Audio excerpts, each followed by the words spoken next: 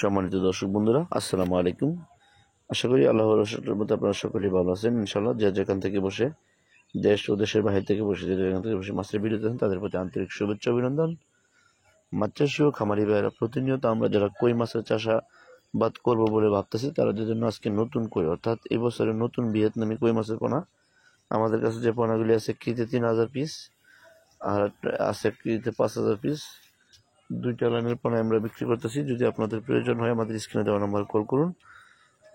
তাছাড়া আমাদের কাছে 1 লক্ষ, 2 লক্ষ বা 5 লক্ষ পোনা আপনি নিতে পারবেন, অর্ডার করতে পারবেন। আমরা বাংলাদেশের বিভিন্ন প্রান্তে কই মাছের পোনা সরাসরি হোম ডেলিভারি দিয়ে থাকি। তাছাড়া আমাদের হ্যাচারিতে এসে আপনারা নিয়ে যেতে পারবেন। এগুলি অরিজিনাল ভিয়েতনাম কই মাছের পোনা।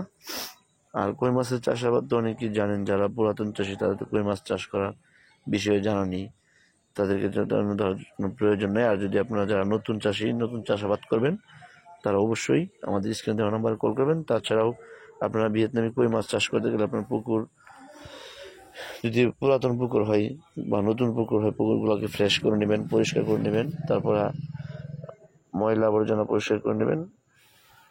পুকুরের চুনা ব্যবহার করবেন পরিমাণ মতো, এবং কি নতুন পানি ঢুকানোর পরে, বিশেষ করে কই মাছগুলি ঢুকানোর সময় অবশ্যই নতুন টিউবওয়েলের পানি দেওয়ার চেষ্টা করবেন, তাহলে ভালো ফলন পাবেন। টিউবওয়েলের পানি দেওয়ার পরে চারমুখ দিয়ে নেটিং করবেন, পুকুরের পাড় দিয়ে নেটিং করবেন, যাতে আপনার সাপ, ব্যাঙ এগুলি যদি না আসতে পারে। তাহলে আপনি মাছগুলো, যেগুলো মাছ ছাড়বেন, ইনশাল্লাহ সবগুলি মাছই পেয়ে যাবেন, সাপ ব্যাঙ খেতে পারবে না। এই বিষয়ে জানতে বা বিস্তারিত নতুন পোনা পেতে চাইলে স্ক্রিনে দেওয়া নাম্বার কল করুন। ধন্যবাদ, ভালো থাকবেন, সুস্থ থাকবেন, আল্লাহ হাফেজ।